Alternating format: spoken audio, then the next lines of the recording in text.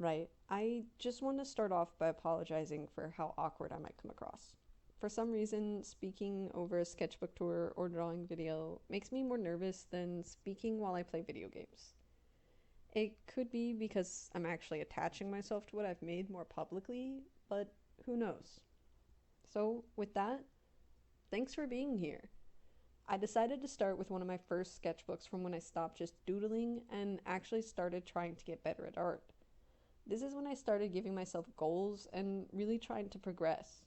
I think it's important I start with this first sketchbook, partly because of chronology, and partly because there's a lot going on in the art community lately, especially concerning its future and AI art. I follow a lot of artists that give me inspiration to keep trying and to keep learning. They share insight on how they color, line, and plan, and are also genuinely good eggs from what I can tell.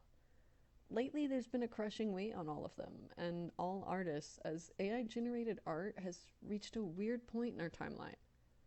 If you're unfamiliar, AI art is made by scraping and trawling websites where artists share their work, like part of their portfolio, their commissions, book samples, and it mashes the stolen work together to create something new.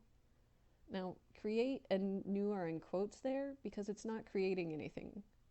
It's just stealing work and slapping it together. And it's not making anything new, as most of the final products are eerily similar to the original works they're scraping. So similar that I've seen a pro AI individual slap an existing artist's signature on a piece, and people were convinced that that piece was actually done by that artist. That being said, it's pretty obvious why the art community is up in arms about the situation. And back to my point, why I want to share this sketchbook first.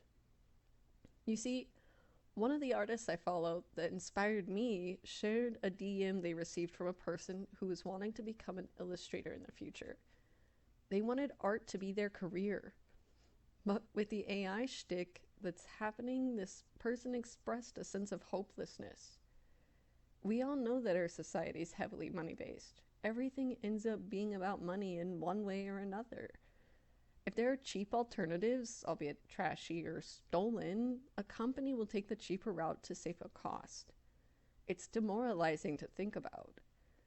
However, the message that was shared ended with the individual saying that they would keep drawing, even if it wasn't possible for them to have an art based career in the future. That right there is important, I think, to point out. Artists and those of us who work hard to learn, to get better, to practice this skill that literally anyone can learn to do if you commit to it, are going to keep drawing. We understand the value in hard work that someone using an AI prompter doesn't. We understand the hours and appreciate the time and dedication it took to make something. Whether it was done traditionally or digitally, we understand that someone practiced over and over and over to get to that piece they've finished. It's inspiring to see how much someone's effort has paid off in the progress of their work. It's inspiring to see artists taking a stand against platforms trying to integrate AI art as a norm.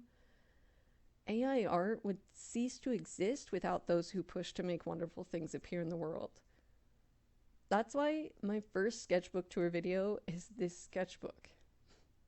This sketchbook that embarrasses me now and that I was so proud of when I was working in it. Everyone has to start somewhere.